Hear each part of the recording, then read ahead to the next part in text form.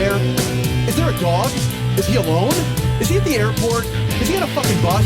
Is he on the plane? Is there a clicking noise? There's probably a clicking noise. Is this a clip show? I don't know if it's a clip show. It's a fucking show. Just listen, goddammit. Hey, what's happening, Mike Schmidt, 40-year-old boy podcast. You know, where is he? That's what the theme song asks. They want you to know where I am. They want you to ask a question. They want you to answer it. It's like trivia. You're sitting there. Can you just tell? Let me ask you this, folks. As you're sitting in there with your earbuds on, just by the atmosphere, can you hear where I am?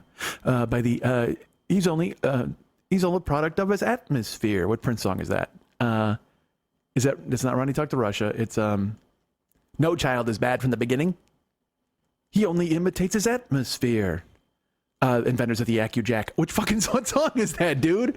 All right, well, the fact that I'm talking to somebody indicates to you that I'm in a basement. Ha-ha. That's look where I'm at. I'm in Chicago. And believe me, I wouldn't just ask Prince questions into the ether.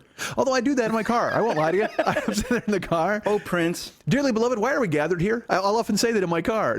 Well, we're here to talk about that thing called life. Where's the nearest Dunkin' Donuts? Oh, dude, don't even. I can't even. I want to post the picture I just took because everybody beefed fucking Starbucks and all this nonsense for like, they're not saying Merry Christmas, but I made them write Merry Christmas on my cup because I got nothing better to do with my life but make my kids terrible.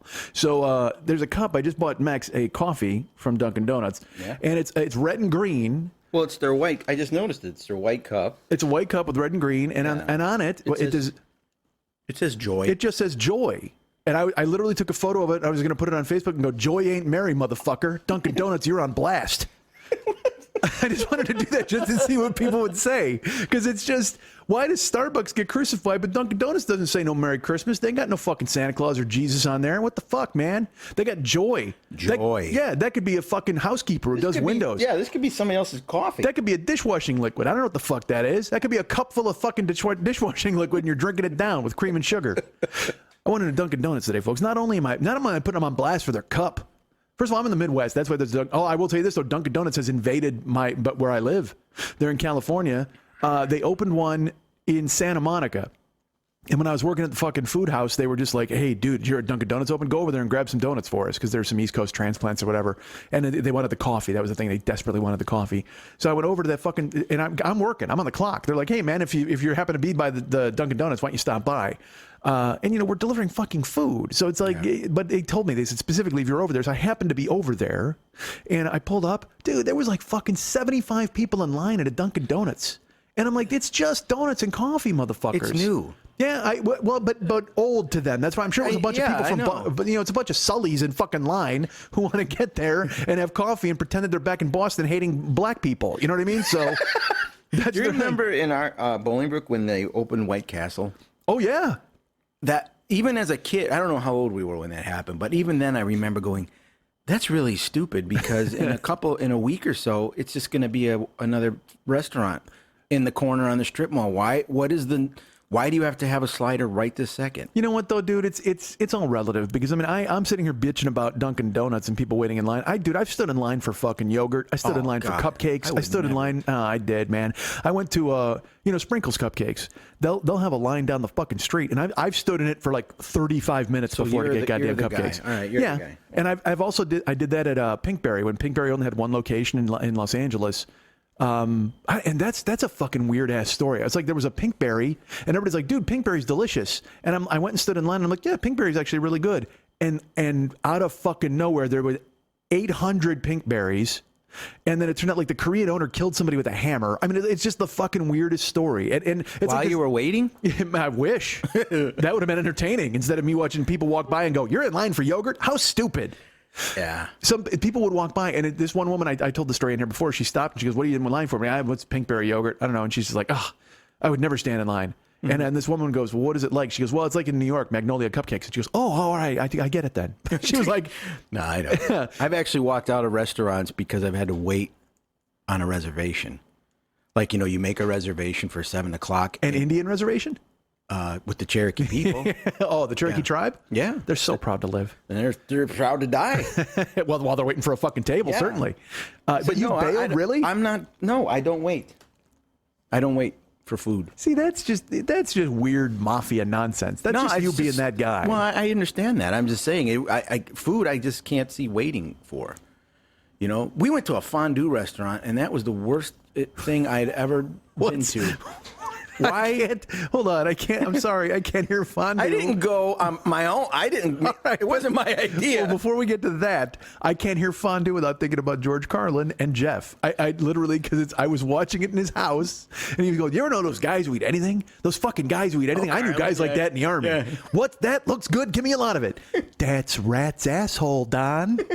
Sure makes a hell of a fondue." It's just that joke is fucking hysterical because you can't see the body language, but he goes, it's literally, imagine 3 spoonfuls. What's that spoonful? What looks good? Give me a lot of it. What spoon? What spoon? What spoon? Yeah. That's Rat's asshole, Don. That fucking New York George Carlin voice. Sure makes a hell of a fondue. Jeff and I were dying, fucking rolling. Well, we had to wait for that. We had to wait to sit for that reservation like an hour, and then we finally sit down. And it's fondue, which, fine if you want to put chocolate or, marshmallows into. But this was like for food. So you get a piece of chicken that's. When you put it in the oil? And now you got to wait for it to cook. Right. It's like, this is stupid. Dude, this is dumb. This is what we got to do. We got to open a fondue restaurant. Here's how fondue restaurants should work. You should fucking sit down and just pull a string and get flash danced by cheese. You know what I mean? Oil. Yeah, just like fucking. You know what? When you sit down, you just start reading. They tell you they hand you a sheet of paper that just read this, and when you say a secret word, they just fucking douse you in hot oil. I mean, like in like fucking slime on Nickelodeon. Yeah. That's how a fondue restaurant should work. You should just sit down and just get blasted by the fucking hot liquid. Yeah, exactly, dude. That's what we call it. Fondue. The fondue. And the fondue abides, and you fucking sit down, and you got to wear that sweater, and you get blasted by cheese. It's our mascot. And then fucking some nihilists come and piss on your rug. Dude, it's awesome. It should be like Mongolian barbecue, where you put your plate together and then you give it to a guy and he just dumps it in the fryer and gives it to you and you're done. You don't have to wait anymore. That's on The Simpsons. Like there was a thing where they deep fried an entire like trough, and you got to eat everything, the fucking trough, the food, all of it, dude. Homer just ate the whole fucking thing. He's just breaking off chunks and eating it. It was great. But yeah, dude, if you fucking just dude, hold on, hold the phone, Chuck. All right, we're gonna give mayonnaise to the tuna fish with this one. Are you ready? Yeah, dude. At the fondue, you can sit down and you can get fucking fondue by pulling a string and you get it all over you and you fucking do that. Yeah. Or we got a drive-through and you go through like a car wash. Like a car wash of oil? And it just sprays you with fucking essence and cheese and chocolate and shit like that. Dude, you just come out looking like a Ween album. That's what you fucking do. Cheese and goddamn chocolate all the way through the goddamn drive-through. Let's invent this, goddammit. Dudes? Let's make some fun dudes. We're the fun dudes. Oh, dude. This show's over. We got to draw up a blueprint and start getting a bank loan. The fun dudes. And then we get those Knocky Talk guys to show up at the fun dudes, and we create a whole different thing there. How have we not revolutionized the food industry? I mean, we have verbally, certainly, but then we just fucking let it die. We let it die on the vine. What the hell's wrong with us, man? Well, I drew a picture of the Knocky Tots, and that's as far as it went. Yeah, but that's your problem. We need to fucking think of the fun dudes. We need to call them for a fucking small business loan. Fun dudes. The fun dudes? We could make it a Big Lebowski theme, or we could just be like the Gnocchi Tots. We could just have fucking the fun dudes. Yeah, we just drop weird shit in oil. Not even. We'll just douse. You see, we can do that. That's what we'll have: an oil section, a chocolate section, a cheese section. You can actually browse. But I love the fact that you just fucking get blasted by the chow. Yeah, but it'd be like a water park of cheese. So you'd have to know ahead of time you're going there to get, just so you don't wear your good pants. Dude, you don't wear any pants. Dude, let's get naked. Naked fun dudes? The naked fun dudes? Dude, the fun nudes. The fun nudes. Let's fucking go like Primus and just sail the seas of cheese, man. Just fucking get naked and get in there. Dude, I got Ween and Primus on board. Let's get Les Claypool to fucking fund this. I'm in. And Don and Gene Ween. I don't think the health department would okay it though. Fuck that. You can't have naked people. You know what? In cheese Call your dad. Yeah, he knows some dudes. He knows a dude who knows a dude who knows another dude who gives him a fucking newspaper wrapped up fucking pile of money, and then we're in. We got the nude fun dudes. Here's your permit. Yeah. Just tell your dad, just like, hey, dude, it's kind of like a weird way to make chicken parm from the ceiling. And your dad's like, yeah, I know a guy. And that's it. Done. I got a chicken parm guy. Yeah. My mom's got to know a guy. She used to know every Greek fucking restaurant guy in the world. I don't know if she banged them or just like their coffee. I have no fucking idea. Might have been both. I have no idea. Maybe you got to bang them to get their coffee. I have no clue. I don't know how the Greeks do their business. Unless you're at the Omega and they got that garlic dressing. Oh, dude, let's go to the Omega. I love the Omega. I haven't been to the Omega. I think the last time I was at the Omega was with you. And that's when I came up with that dream band thing. Remember? I asked you, like, you had to come up with your ultimate band. Oh yeah. I gave you, like, the instrumentation, like, you have to have 2 guitar players, 1 singer, a bass player, and a drummer. Yes. And then we were at an Omega when I did it. And then didn't you tell me you told your buddy Pat about it? But he ran with it. But he had the worst list ever. It was terrible. Eric Singer was his drummer. I was like, what? I think I talked about that in the show. You're not playing. I think I did. No, Eric Singer was his drummer, and I just stared at him. And this is a guy who loves the Who, who loves the, I'm just like, dude, come on. He's like, Eric Singer's a good drummer. Yeah, he's a good drummer, but I mean. Yeah, and you know what I did? I pulled a lever. He fell into a trapdoor of cheese. Trapdoor opened. He had to go fight the Ragnar and fell into a thing of cheese. Fun dudes. The nude fun dudes. That's the move, dude. So fuck Dunkin' Donuts and their Joy Cup. I don't like it. You know what I mean? I mean, and also, by the way, fuck anybody who took that shit seriously about Starbucks and Merry Christmas and Jesus and his birthday. And I mean, dude, I don't get people who manufacture controversies. Again, we've got people overseas that are eating goats. Hold on a second. They actually like the goats. I just had goat. I don't mind a goat. I'll eat a goat. No, hold on now. Before you even pretend. There must be a goat like me in every prison in America. You like a goat. Have you eaten goat? Do you like goat? Oh, wait. No, I'm thinking lamb. I got my farm animals confused. There's a distinct difference. No, I have not eaten goat. I just had goat last week. Not me. I went to, I was a dangerous goat I ate. Dangerous goat? I ate a dangerous goat. I like that's a fun game to play at a sleepover. What's that? Dangerous goat. Dangerous goat. Yeah. Or eat the dangerous goat.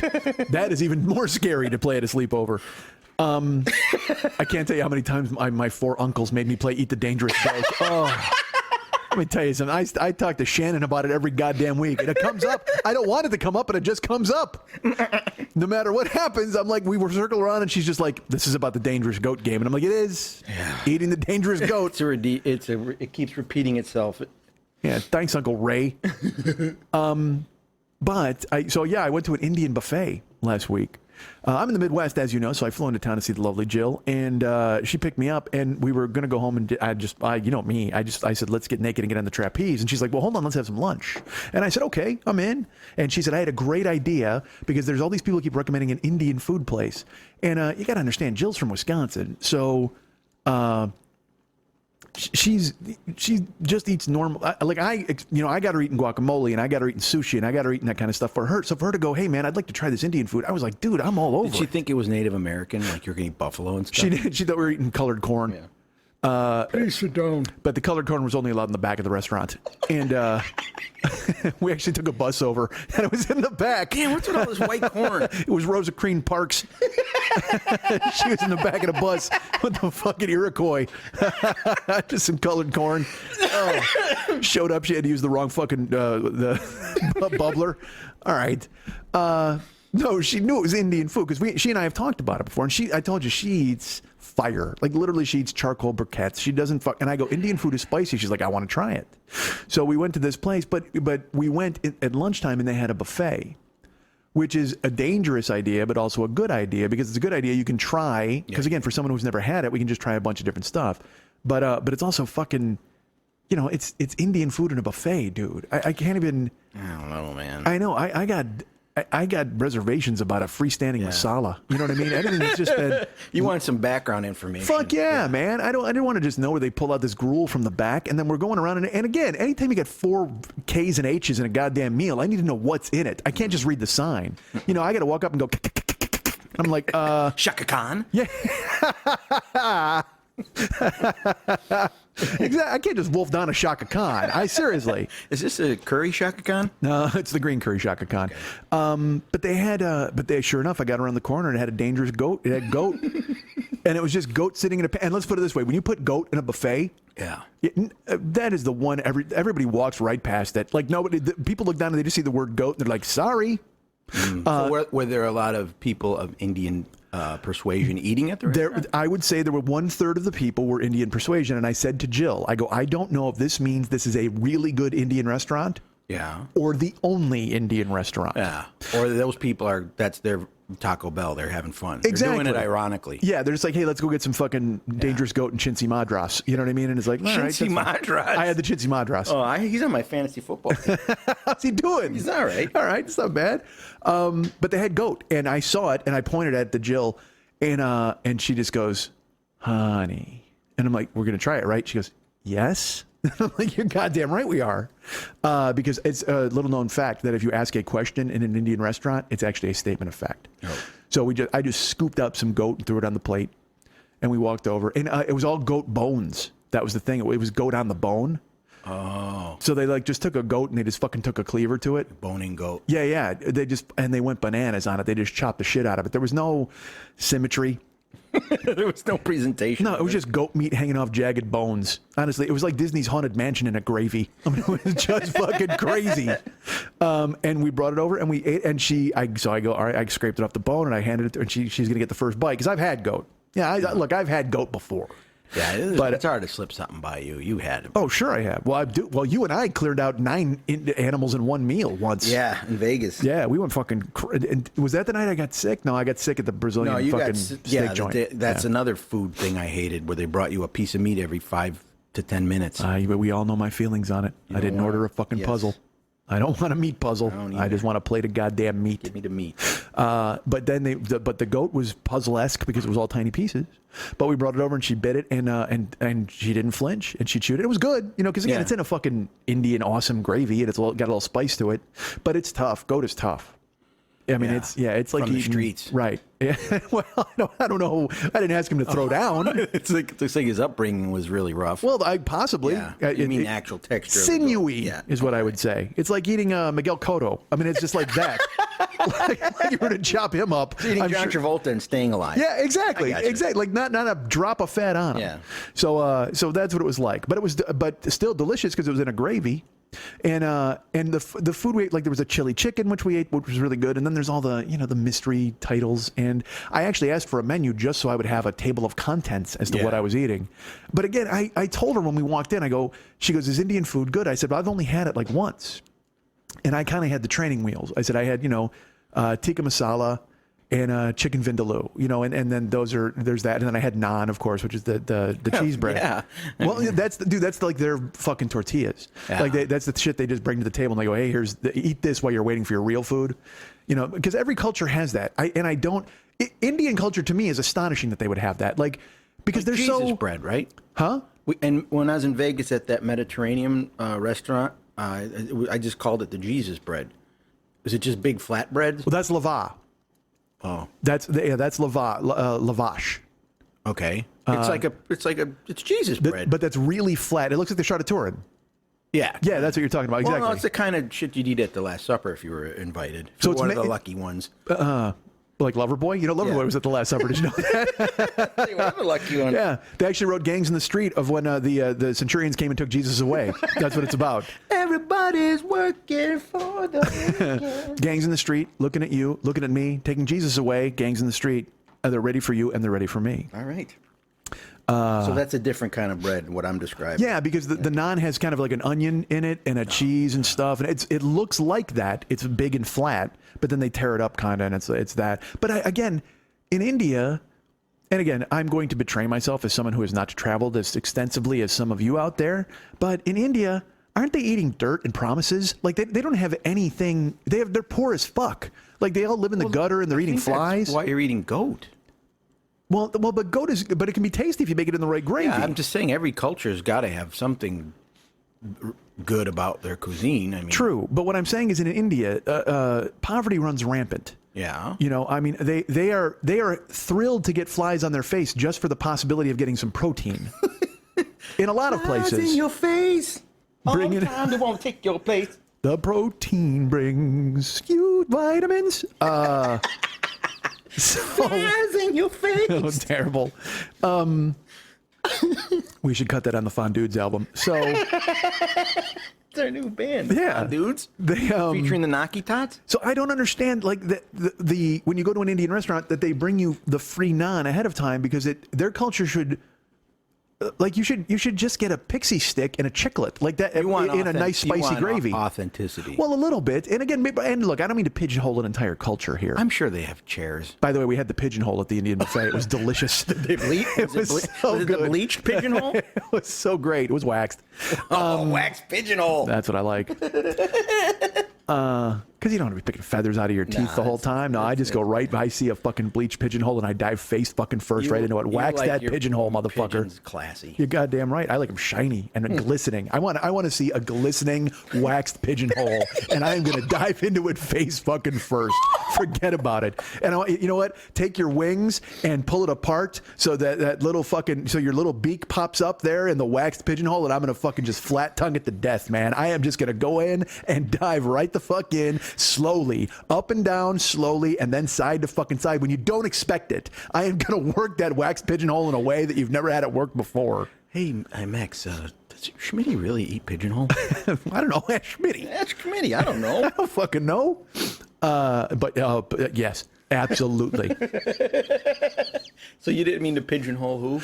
The entire Indian culture. By stating that they are broke or poor or povertous, you know what I mean? Just not knowing about their culture that doesn't make you a bad person. I don't know about. No, but if I make that leap of faith, that assumption that they are, all living in a gutter and eating nothing. Yeah. But what I guess I think that it's because it's it's certainly the most populous continent in the world, other than of course China. I do that. How did I make that mistake in a sec? Did you hear me? I got whiplash from how quickly I realized that mistake. Man, I'm not making sense. This is dumb. It almost went school documentary right there.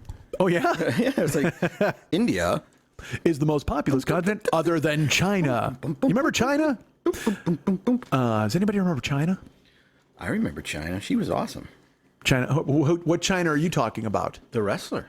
Or are you talking about China Phillips? Let me tell you something. Well, first of all, we'll get to China Phillips in a second, but China the wrestler, you do not want to see her waxed pigeonhole. Not at all. Isn't it more of a pigeon thumb? Oh yeah, it is clearly it is an Audi. It's an Audi. Yeah, I have never seen a pussy with a diving board, but literally that's what it looks like. It looks like if there was like a little leprechaun dude, he would walk out on her clit and just dive into her pussy. It's a complete diving board right above it. It is a mess. It is a goddamn mess. I mean, it looks like, you know what? It looks like somebody put a gun in her ass and shot, and the bullet exited out and left this just extravagant blast hole on the way out from between her legs. It is just a nightmare. I don't know. I think, you know what? He's Triple H. I think the fourth H had to be horrified when he spread her legs and got down there. Oh, dude. Because, Jesus Christ. When you see wrestling, that's where the villains got the idea for the thumb in the eye. He went down on China and took it right in the fucking grill. Boom. Oh, ow. It made that Three Stooges noise. Ba-doop. Yeah, and it's taped. That's another thing you don't know about. It's like fucking Ox Baker. It's the goddamn taped clit right in the eye. Shake, shake. Then she goes for the fucking pin. Whoa.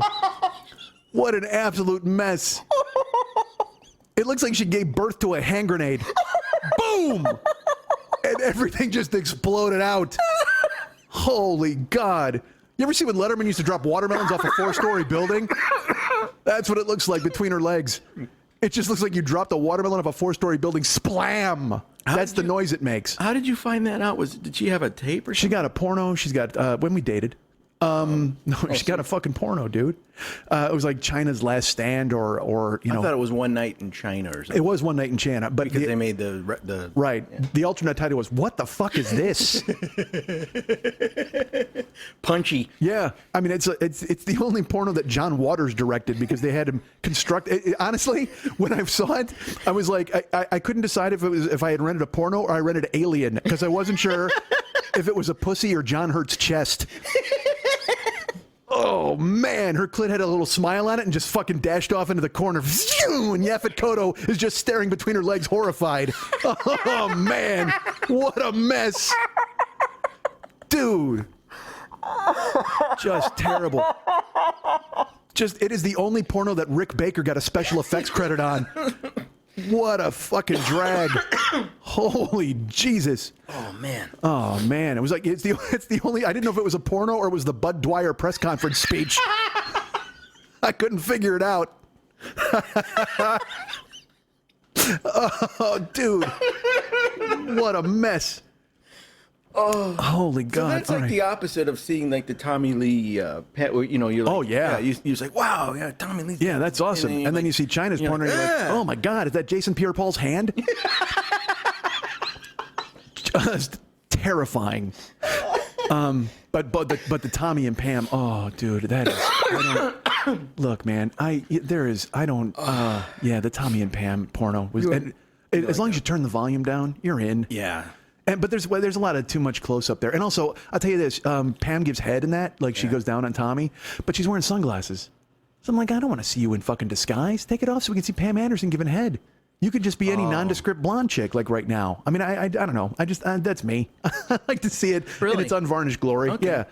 I want the sunglasses off. It's like when I think it was Elle McPherson did a Playboy spread, but she dressed as Raquel Welch and wore a wig. Yeah, and I'm like, dude, yeah, I don't want to see that, dude. I want to see you naked. But that's the only way they can con them into taking their clothes off, making it sound like they're doing some artistic recreation of classic this and okay. Yeah. If it's for art's sake, I'll take my shirt off. Yeah, no, fuck all that and your Brigitte Bardot nonsense. We want to see you naked. That's it. I came for Elle's Clam. That's it. That's why I'm here. I don't want to see you pretending to be some ingenue. Fuck that. You don't want ingenue clam. No, I wanted Elle McPherson clam. I'm particular about my clam. Take your ingenue. Although, you know what? I will tell you this. At the Indian buffet, I had the ingenue clam. Not bad. Yeah. It was pretty delicious. Pretty spicy. Bone-in. I had the bone-in ingenue clam. Bone-in goat clam. I had the bone-in goat clam. Fuck.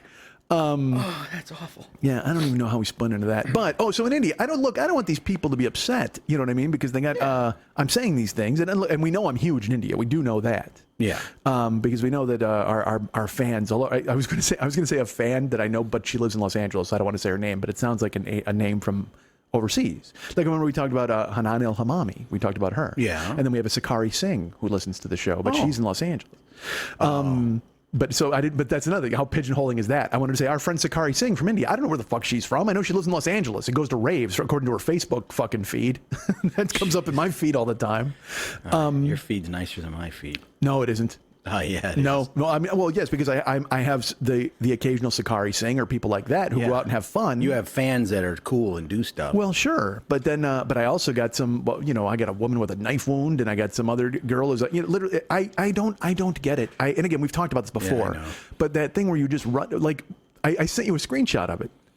And at the risk of, I apologize if you're listening, okay? But somebody wrote, oh my God. They just found my daughter's good friend hanging in his bedroom. He's dead. Why are you on Facebook? They wrote it on Facebook. I picture her standing in the doorway as they cut him down, thumbs furiously typing it out, keeping herself from taking a photo of it or a periscope. Which, by the way, a periscope, very tasteless when you walk in on a suicide by hanging. You don't want to do that. No, that's bad. That's bad taste. Yeah, because again, as we know, in the 1800s, a suicide by hanging used to be called an up periscope. That's what it was. So that just now, when you go ahead and do something like that, forget it. Yeah, don't Snapchat your daughter's friend who's dead. I mean, it just, and we saw. Remember, I took the screenshot and I go, "This is happening. This really dude. Is this?" And there's another. No, I don't want to say this one, but I mean, there are people who post things, and I shouldn't even fucking talk. I mean, I've sat here and talked about all sorts of personal things on the show and tried to make sport of them. Yeah, but somebody has to come here to listen to it. It's not like you're forcing people to listen to your craziness, aside from me and Lily. That's true. That's a good point. But people choose to listen to you. Yeah. I got on Facebook because I thought it was fun, and I got to see your show grow and all these fans come to your page, and it was kind of cool. And then all of a sudden I'm like, wait, why are all these other dickheads on here all the time?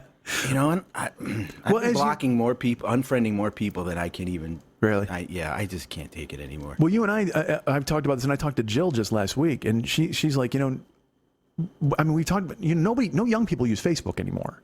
Because their parents came and took it over and turned it into religion and money and all this other bullshit. And so they're all on Snapchat and doing whatever the fuck they're doing.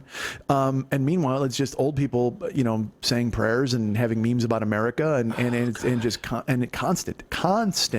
If I see another kid with like half a head and no hands, and it says type amen and don't scroll if you're heartless if you scroll. Really? Yeah, that's the kind of stuff I got on. Oh, Christ, I didn't see that. Yeah, I get a lot of that. Kids that are in really bad shape, like, birth defects and things like that. And it says, like equals one, amen. And if you scroll by, you're heartless and pray for this family. And hey, the only way I'm typing thousands of people are typing amen, amen, amen. I'm like, no. No, the only reason I type amen for that kid is if he needs me to fill it in for his spelling homework because he can't reach the fucking keyboard with his thalidomide fucking torso. I don't get it. It's like, again, like you said, say a prayer or this. And now there's the new one going around about like all the Syrian refugees are single men. I've never seen a woman or a child trying to get in. And I because again, there's a simple answer to that. Just if you want to just put up that photo of the dead baby in the surf. Exactly. You know what I mean? You just go, yeah, well, there was a kid. He tried to get in. Unfortunately, couldn't fucking swim. So, I mean, I don't know who you, again, look, I did it last week. I talked about it, and I just don't understand. And whatever. So these people in India, they got no food. Well, when I go to the buffet, it just seemed weird that just the concept of an Indian buffet to me just seems like an affront to the people themselves. Like a never-ending amount of food for this fucking country where these poor people are eating, mantises and fucking reeds. What movie was it where the couple went to an Ethiopian restaurant? Oh, I think it was Bad Teacher. Okay. And it's like I didn't even know they had their own cuisine. Good for them. No. But yeah, I think it was in Bad Teacher. But Ethiopian. Well, there's a little Ethiopia by me. There's little Ethiopia by me, and I was going to eat there, and I was in line for the restaurant, and then unfortunately a Tutsi warlord came in and killed the chef. So I was like, wow, fuck. Well, this isn't happening now. God damn it. Turnover rate. So over we there. we hopped in the fucking caddy, went over to Little Somalia. That was fun. And we actually drove to the streets and got shot at by 14 different nondescript American actors in a Black Hawk Down remake. But you beat the warlord there. Oh my God, you're damn well. He was busy. He had time to eat. He was chomping up the goat at the fucking Little Ethiopia. Stay a couple restaurants ahead of the warlord. When they give you a free appetizer at an Indian restaurant, it just seems to me to be antithetical to the Indian people. Like they're rationing lima beans, for fuck's sake. As far as I know. Again, I've never been there. I don't know a fucking thing. I haven't read about it. I'm just guessing from the shit that I've seen Sarah McLachlan singing over. All right? I just assume that things are poor. No, you're thinking of the pets. That's the dogs that are left behind cages. That's Sarah McLachlan. Those aren't the Indian people? I hope not. See, I thought that was showing the restaurants in India. Okay. That's what I thought it was. So that was like, and I was like, oh my God, this is how poor they are in India. They got to eat these mangy dogs. They can't even afford like fat, plump dogs to chop up and eat over there. They got to go ahead and eat these mangy dogs and listen to fucking Angel over and over. In the arms of... Is that the one she sings? Is that I don't know. My kids make me turn the channel every time they see a puppy behind a cage. Well, as well they should. Yeah, I don't blame them. I don't want to do that. And even worse, it's like I said, it's like a puppy with his eye out. You know what I mean? Or his lips are gone. Yeah, he doesn't have a leg. Yeah, I don't want to see a puppy whose face looks like China's vagina. China's vagina. Yeah. Right next door to the food. Yeah. Fucking fun dudes. Oh, we are. That's one of the things on the menu. China's vagina. We grill that puppy up. Oh, dude. I love it. The fondues. Yeah, it just grabs your face and then it puts an egg sac in your throat. Fucking just grabs you like a living scuba mask. You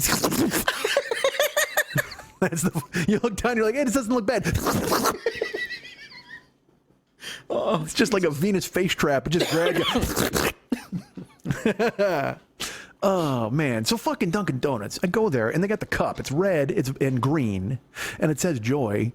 Because I get our good friend David a coffee whenever I come over here. But it's in the middle of the day here. It's I got there at like 2:00, I think it was, and I walked in and look, when I go there, I don't. Again, it's because I'm here and I'm getting him a coffee. I'm like, well, fuck, I'll get me 14 donuts or whatever the fuck. Because I mean, that's I'm already in the building. Why not? They've got them. I'll get them.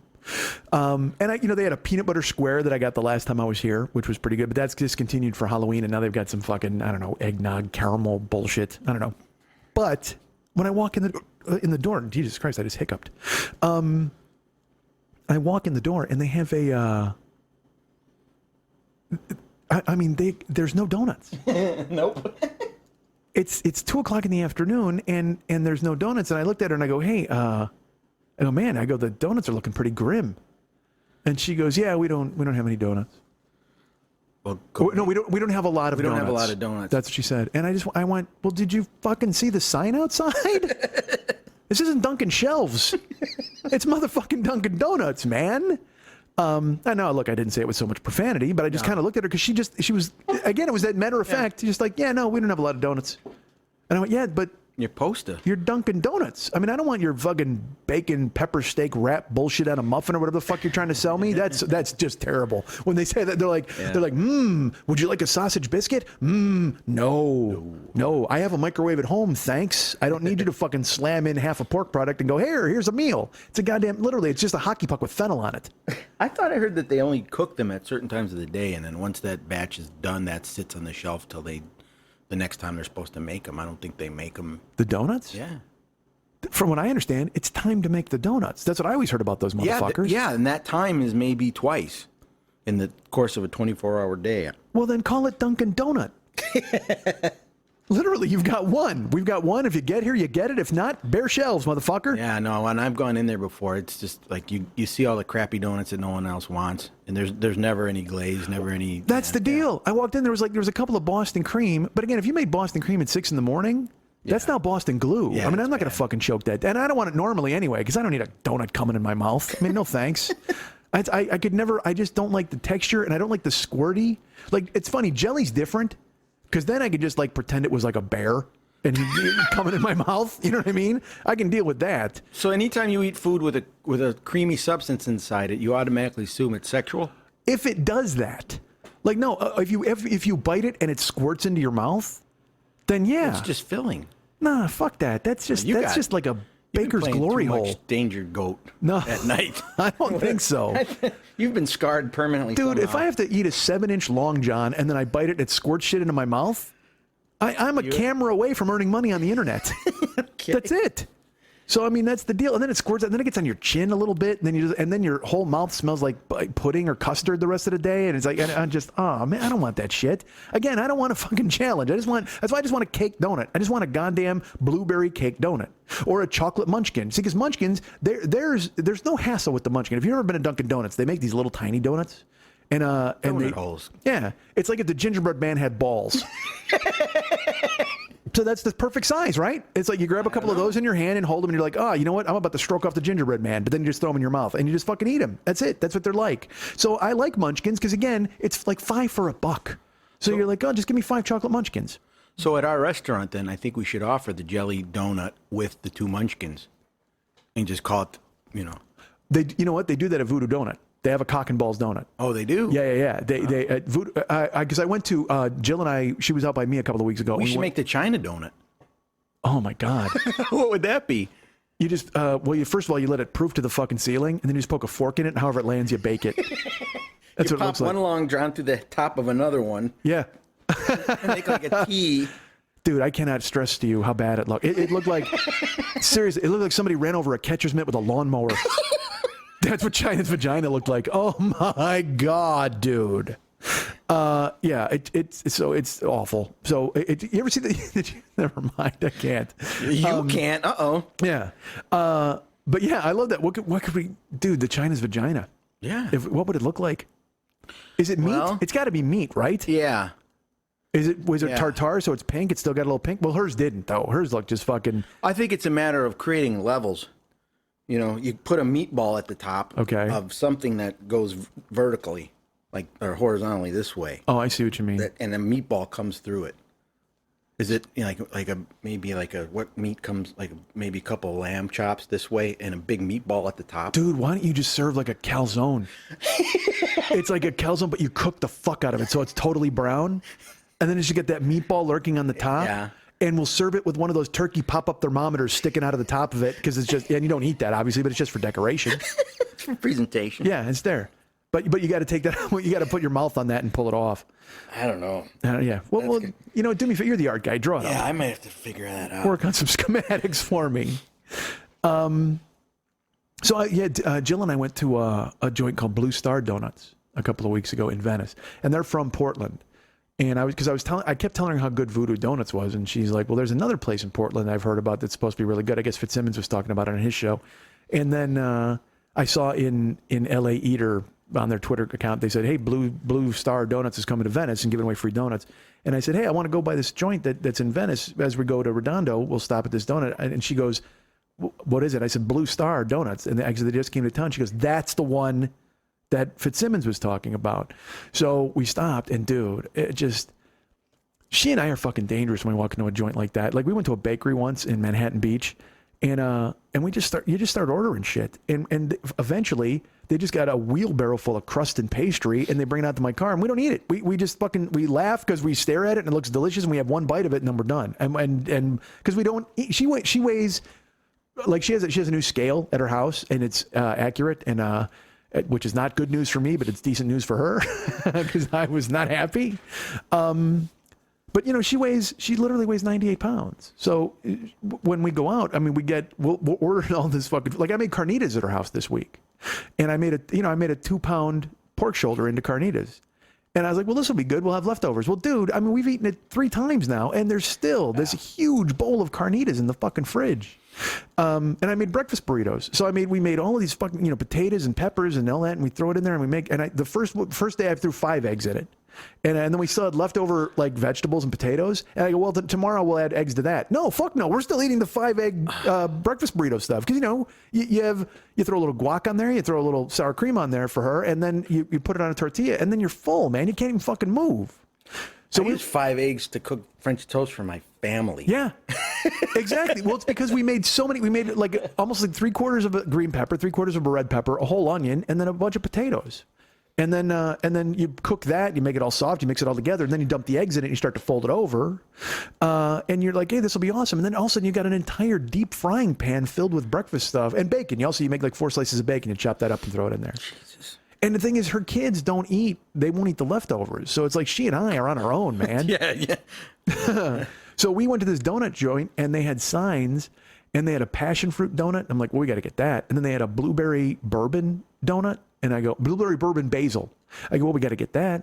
And then they had a raspberry donut, which, by the way, was they didn't say there was a secret ingredient in the raspberry donut. And when I bit it immediately, I went, oh, I was fucking so happy. There was rosemary in the dough. So it was like a raspberry rosemary donut. And then they had a peanut butter powder with a Marionberry jam with chili spice inside. Marionberry? Wasn't he the mayor of Detroit? He was. Okay. But there's also Washington, D.C. Oh, but there's also the guy that was smoking crack. Yeah, the crack dude. Yeah, he's there. And he tastes terrific. He makes a great donut. Yeah. Yeah. Well, they might as well have been. I'd eat a crack donut. Did you really? I would. Oh, you would eat a crack donut? Give it a shot. All right. I'd eat a crack, donut. But we just kept ordering. So I just kept ordering them. That doesn't sound like you at all. I just kept calling my shot. But here's the thing, dude. By the end of it, she goes, and then I ordered them, and I looked at this one donut, and I go, wait a minute. There was an orange olive oil donut, and I was like, oh. I go, you know what? And then they fill a box up, and then there was one, and I looked at it, and I go, wait a minute. Is that? Oh, I forget what it was, but it was just this. I couldn't believe I didn't order it, and I looked at it and I go, "Wait a minute, is that what I think it is?" And she's just like, "Yes." And I go, "Oh my god, I got to get that right." So we got that. So dude, we walked out of there. We didn't get a dozen donuts. We got 9 donuts, but they're gourmet donuts. So they're fucking big and they're fluffy and they're amazing and they're also fucking $3.50 each. I was just gonna say, man. Yeah. So I don't. Yeah. But I'm Ronnie Dangerfield at the fucking pro shop. I mean, I forget You're like about that it. everywhere. You bought a pizza the size of my mixing table. That time you came back, we went to a place called Rosati's and we got a pizza. It's about the box it came in was the size of a card table. Yeah. You know, that little the 4-post card table you sit the kids at Thanksgiving. Yeah, this pizza box, we couldn't get it out the door to put it in the garbage can. We had to break it in half. Yeah, it was a straight up and it Uncle was Buck just the pizza. 2 of us. Yeah. Well, because it looked good. And I mean, that's... and but also, it's the same pizza that you get in a smaller box.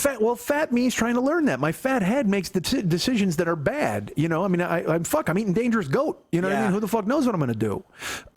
But I do it with Jill where we'll go shopping and I was really good this week because we made the breakfast burritos on the first day I was there. And then the second day I made the carnitas.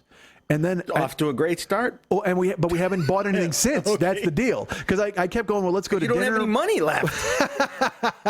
I was like, we'll go do this. We'll go here. We'll go there. And then we just hunkered down and we're making carnitas and for days and days and eating fucking breakfast and she makes guacamole and I'm like, yeah, that's it. Because usually when I leave her place, like I just got home to her place again. I'm there every 2 weeks or every month, and I go in the fridge. We still got tortillas from the last 2 times I was there, and we bought new tortillas this time. That's how it is here. It used to be here when you would come stay. Because when you would come stay here for like 3 or 4 days, we would run out the first night to like Jewel grocery store, and you would buy all the things you needed. You'd buy your Propel and your water, and then you'd buy these things for your protein shakes, and for the most part, pretty healthy choices. And Yes. But then again, we'd fill up the cart with meat chips and weird shit. Yeah. And then by the time you left, all the healthy shit is still in our house.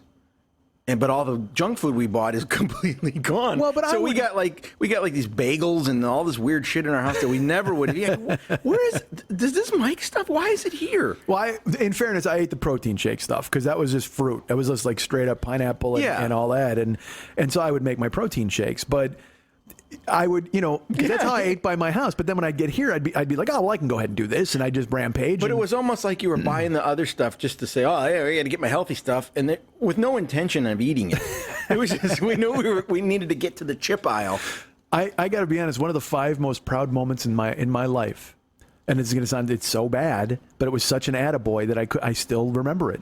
When I had my surgery and I lost my weight, and then I started lifting, and I got down to fucking 11% body fat or 17 or whatever the fuck it was, or no, it was 11, and I would go shopping and I would buy tons of fruit because I would make protein shakes every day and just fucking and oatmeal and almonds, and I was just doing that, and I filled my cart one day and I was shopping, and a woman got in line behind me, and she just goes, "Hey, I just want to commend you on all of your food choices."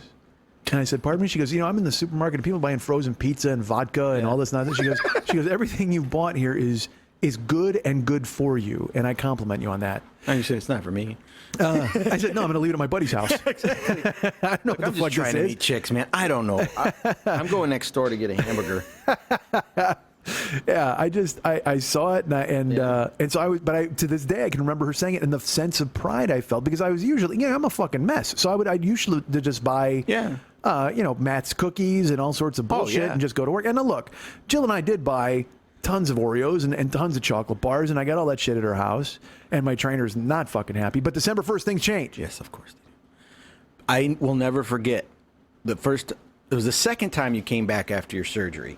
Because it coincided with me. I think I might have told this, or you might have told us. Well, real quick, This is the Portillo steak. But before you do this, tell this story. Tell the story of you when the day I came back from my surgery, when you hadn't seen me. I had it in July. I want to poke your head. Well yeah, but even when you opened the door, because it made I don't remember. What did I do? I just remember wanting to poke you like you weren't real. Yes, like because your face looked That was the weirdest thing ever, man. Because you looked weird. You looked fake, weird. Yeah, I looked different, definitely. Because I came in for New Year's Eve. So you opened the door, and I was standing outside, and you just fucking started laughing. And you walked away. Like you wouldn't... Okay, that sounds... Yeah, you laughed, sorry, and you just did that thing where you laughed, that high-pitched laugh, and you literally walked away. And Kristen was still at the door, but you went away. You literally, almost like in Arsenio Hall, did a somersault and laughed. You know what I mean? Like, you just kept laughing, and you literally walked and turned the corner and didn't come back. And I was walking in and I was just bringing my bags in, and Kristen's hugging me, and we're saying hi and stuff, and you never came back. And I came around the corner, and you're just sitting in your chair, and you're just like, oh, dude, no. That's weird. It's like I kept wanting to, I literally wanted to poke your head to see if you were real, because it was weird. Yeah, and I see, I'll tell you what, I see photos of that week at your place, because that was because I had shaved off my goatee, and I had a buzz cut, like a real close cut haircut. I don't remember that. I just remember your face looked weird. Well, that's what I'm saying. I look at it now, and I just look so old, or I'm sorry, so young, rather than I looked before. Now, see, I didn't think you looked young. It looked like it looked like a mask to me, like a. You ever see that movie Thinner?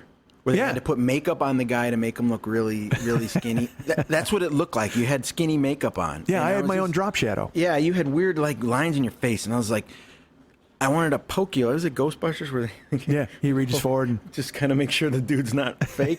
That's what I felt like. So I had a weird head, and look, we're trying to make this seamless. We just stopped the disc, but we're back, and I don't want to, because again, we both sat here just now going, what was the last thing we said? What was the last thing we said? And I'm just going to tell you guys that was the break. And you should know by now that when we fucking talk, it goes 45 minutes. 49 minutes into it, we got to switch because it's just easier for me to do it this way. Yeah, because there's a dog in front. Well, it's easier because I can't. We talked about when we trying to hook up the laptop with the fucking microphones, and it's a mess. So yeah, so we're just still back in the dark ages. And I like this better because it just means I get to leave, just like in the old days when I'd say, I send you the show. Yeah, like I'd get to say to Lily, hey, just I'd say make it funny every time I would leave. I go, hey, do me a favor, make it funny. And she did, thankfully. Well, I don't edit. I just dub them to a format by which I can send them to you. True. But I do have to listen to them all the way through. Yes, you do. That's hilarious. Yeah, that's awesome. So now I can just walk out, and then I get the fucking puzzle pieces and put it together. It's like an anti-Brazilian steakhouse. It's a Brazilian podcast house. You get fucking bits and pieces, and you got to reassemble it. We can't rebuild it. This is a $6 million podcast, and Mex is the Oscar Goldman of it. No, they're remaking that, right? Of course they are. Well, they're making a movie. I literally think they're making a movie. I hope Mark Wahlberg's in it. Oh my God, how great would that be? I just saw a billboard, dude, for a fucking movie. I guess it's Will Ferrell and Mark Wahlberg, and it's called The Stepdad or Dad's Home or whatever the fuck. And again, in the true tradition of Richard Pryor, they take a weird dude and they neuter him and turn him into this fucking nothing. And so Will Ferrell, he used to be kind of funky, dangerous, weird by playing that man-child and being all sorts of and doing strange things. And now in all of his movies, he's the pussy. Like he was the pussy in that movie with Kevin Hart. And he's the pussy in this movie, it looks like, because on the billboard, he's got like a suit on and he's smiling, and Wahlberg is all tough and leaning on a motorcycle. And apparently it's in Will Ferrell. And this is I don't know fuck all about the movie. I literally don't, but this is what I've put together from the billboard. Will Ferrell is the father of some kids, and then he goes away, and then he gets a divorce, and the wife meets Wahlberg, and he becomes the stepfather, and then Will Ferrell wants to be back in their life, and the two of them have to coincide. Because they're opposites. And oh my God, they're so opposite. You know how I know that? They're on opposite sides of the billboard. Oh. And if I remember correctly, it's like blue behind Wahlberg and yellow behind Will Ferrell, because he's a pussy. I get it. And he's in a suit with that big smiley face, and he can't do the things that Wahlberg can do, like man stuff. Like oh my God, ride no. a motorcycle. Yeah, I'll bet maybe he falls off it. You know what? But I'll bet, and I'm willing to bet this. I bet they're just at odds, like the entire movie. Yeah. But then at one point, Wahlberg's going to finally decide to drink with him. They're going to go, and it's going to turn out that Will Ferrell's character, oh my God, he's a party fucking animal. Or they're going to find out that Wahlberg's not as good a dad as Will Ferrell really was, and he's going to end up relying on him to teach him dad stuff. Yeah, so that he can be a good dad too. Fuck. And still be Marky Mark from the Funky Bunch. You know what? True, but I still bet there's the drinking thing in there where they learn they that he's the party animal and he's really a dad, and eventually, and you know who nobody cares about in this? The children. Nobody realizes they got to look up to these two fuck ups trying to raise them, and then eventually they're going to be unleashed on as the next fucking Taylor Lawrence or whatever the fuck. Who's that idiot from? You're asking the wrong dude. Yeah, I should know, but look at my kids. They're weird. I want to see movies. I want to think that movies are good. I want to go and enjoy them. And I want to like Seth Rogen. I love Knocked Up I fucking, but this new movie again, it's like, hey, look, he gets high and a bunch of dumb shit happens, and then eventually everything's going to work out. I mean, I can't. And I know that's the formula, and that's what they do because they want to get people in but holy fucking God. Because Jill and I are going to the movies tomorrow, and she's like, what do you want to see? And I go, I don't know. I don't know of any. And so she started scrolling through, and I said, you know what? I really want to see this. And it's a movie called Spotlight, and it's about the Catholic Church molestation scandal. And I'm like, yeah, that's the thing I want to see. Sign me up. Yeah. And it's like, we're going to go have popcorn at 9:30 in the morning and watch a fucking movie. Yeah. Cheer and shit. Oh, of course. Yeah. Fuck yeah. And so but that's my popcorn movie. I want to see smart. And I know it sounds stupid. It's just I'm old. I'm just an old man. No, you just have to see movies that aren't at the theater. You got to see those indie movies at art houses and stuff like that. Yeah, kind of. Like when we saw Goodnight Mommy, like we went and saw, it's a fucking German horror film, and she had seen the trailer and she showed it to me, and I go, you would want to see this? Because again, I told you, Jill she's not seen any movies. Finding Nemo was the last one she saw before she met me. So I've been just like totally breaking her. I made her one, dude. We were going to do movie school this week, so I brought a bunch of DVDs over to her place, and there's such weird pressure of what to show her, because I think I told you I showed her Terminator, because I wanted to show her them in order. We were going to see Terminator 5. You said that She hated Terminator. Oh, it doesn't hold up at all. Right. It does not. I tried to watch it, and I have to admit it didn't. But I kept saying to her, like when it would be over, I just go, look, it was 1984. It was a different time. I was 16 when I saw it, and it was fucking awesome. And all of this crazy shit was shit you hadn't seen before. Yeah, but I think that's a thing you'll never be able to do. The only thing I have to compare it to is when you have kids and you want them to see a movie that you really like. They're never gonna see it the way you saw it. Exactly. And you have to realize there's no reason that they should, and there's no reason that they need to like the movies you like just because you like them. You know what I mean? Like at some point you're like, I gotta, Jill's got to see Reservoir Dogs. And you're like, well, no, because if she does, she might go, oh, that's pretty cool. But it will never be. Or she may hate it. That's the thing. Either way, to me, it's the same thing. She doesn't love it as much as you do. Well, nobody could. Well, and so I know what you're saying. Absolutely. You have very unrealistic expectations to show anybody a movie from the past in today's context and expect them to go, oh, I get it now. True. And because I'm kind of a passionate fucking goofball. Yeah. So that there are things I love to death. I strangle them and they are mine and nobody can talk badly about them. But you want somebody else to feel the same way course. about them, and you can't force that. It's either going to happen or it isn't. Right. And there's nothing worse than trying to and it doesn't work out, because then you feel like you exposed yourself and you feel like a dope. But there's nothing better than when she watches and she feels the way you did, or she comes around and she kind of identifies kind of the way you do. You know what I mean? Like, well, did you ever remember when you were little and your mom would like a movie? You would like that movie. Why? Because it made your mom laugh. Yes. I'm that way with my dad and everything. Like, those Carol Burnett infomercials that are on late at night, they show. That was my child. I loved those. Some of them aren't as funny as I thought they were. Yeah. But then again, when I saw them with my dad. All of a sudden, they will always be that funny, but I couldn't tell, like, the kids to watch them, and they would be like, that's kind of dumb. I'm like, yeah, it is kind of dumb. They'll never be in that same But with headspace. kids, it's apples and oranges kind of, because, Jill's my age. She's a little younger than me. in terms of just not having a reference point. True. Well, because here's the danger. So here's what I'm saying. I had her watch Terminator, and I figured we'd watch Terminator and then Terminator 2, and then we'd go see Terminator 5 or whatever the fuck it was. But when she saw Terminator, I was like, all right, we're going to watch Terminator 2. And she's like, yeah, I don't think I need to. Yeah. And I'm like, and then I'm just like, no, it's one of the greatest action films ever made. And she's like, no, I got it. Yeah. And you're like, no, you don't. And so then I went, fuck, I showed her the wrong one. Like, I should have showed her Terminator 2, but I thought she'd want to watch The Lineage to be on board with Terminator fucking 5. That whole effort is like, why? I don't care. Well, I'm just trying to give her the backstory and the mythology. I know, but sometimes you just can't. There's nothing. Like I said, there's nothing worse trying to get somebody to see things through your eyes when there's no way they could ever do it. Right, but now it threw the fucking fear of Ebert into me, because I don't want to show her the wrong movies in the wrong order. Don't show her any movies then. Well, no, I'm showing her movies because she, again, like I said, we watched Silence of the Lambs, and she looked at me and just this huge smile afterward, and she's like, "Oh my god, that was great!" And I'm like, "Yay!" My kids were the same way when they were old enough to see it. Yeah, it was so awesome that she was like on board with it. She goes, "That was really great. That's a really great movie." And I'm like, "Oh, so all right, so we're back on track." Yeah. So I want to show her. I win, kind of. Yeah. So I want to show her Pulp Fiction. But she keeps, like, I want to show her Reservoir Dogs, and I'm like, well, this is the thing, because we're going to see Hateful Eight. I already told her, I go, look, you have to see Hateful Eight with me in a theater. I go, it's happening. I'm going. I'll probably see it a couple times, but one of the times you're going to have to fucking see it with me. And so I want to kind of introduce her to Tarantino and go, this, because again, that's my guy, and I'm worried that if I show them to her and she just goes, And because if she doesn't like two of them, she's not going to like any of them, because they're all kind of in that same vein. Well, there are people that just don't like that. I know, but that can't be her. Why? Because I said so. Okay. My wife doesn't like the movies I like. Yeah. She doesn't like a lot of the music I like. Well, no, there's a lot of people that don't like the music I like, but like I said, it's not gonna. I'm raising my hand, by the way, if you're at home. You understand that. And I like a lot of the music you like, but we know what I'm talking about. There's stuff we both don't like. Blind Lemon Fulton and all that other bullshit. Blind Lemon Fulton. That's actually from, you know what? You shouldn't use that name. It's from my friend Pete Moore's joke. That's right. So I don't believe who just walked in. Pete Moore's fucking hysterical. Yeah.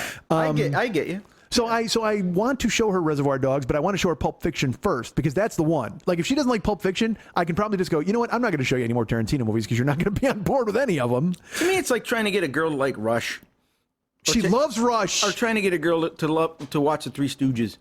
That totally that. They'll see that and they'll go, I get why you like this, but I'm never going to sit down and watch the Three Stooges. Yeah. Well, I had her. It's funny because the first movie I had her watch of my wheelhouse movies, where I was like, you have to, because I brought the Godfather trilogy to her house.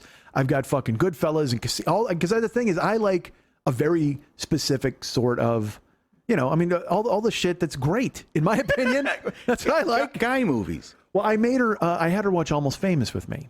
All right, I'll catch you that one. That's kind of that to me is, that movie's magic. I will not argue with anybody. I will just, because you can come to me and just be like, yeah, no, it's not that great, and I'll just shake your hand and walk away because you're not going to convince me, and I'm not going to convince you. So good for you. But when we watched it and it ended, and she was just like, oh, it was a good movie. And I floated out of the theater transcended by that fucking film. Because and so it hit all your hot buttons. Absolutely it did. And so it was that thing where I just kind of wanted to go, oh, all right, well, but at least she kind of liked it. But this week at her house, she was like, all right, let's pick a movie. And I'm like, all right, pick one. What do you want to see? She goes, I don't care, honey, whatever you want to show me. And I said, I know that's not. Yeah, I said, you need to kind of go through here and pick. I go, I don't want to watch a comedy. I go, but I said, I hit the good with Silence of the Lambs last time. I go, so all right, so I'm going to show you a movie called Seven. And I brought those. I brought those to her house too. I go, hey, I may be showing you Batman this week. That's my barometer. If you don't like The Dark Knight, get the hell out of my But that's the thing. All right, so let me talk to you. Let me talk to you about this. Because this is what I said to her. I go, I showed you Terminator and you fucking hated it, and so you wouldn't watch Terminator 2. So I go, I want to show you Pulp Fiction, but I want to show you Dogs first. I go, but I can't because you won't watch Pulp Fiction after if you don't like dogs. I go, and I looked at her, I go, look, I have to tell you this. You're not going to like Reservoir Dogs. I'm telling you that right now. You are not going to like it.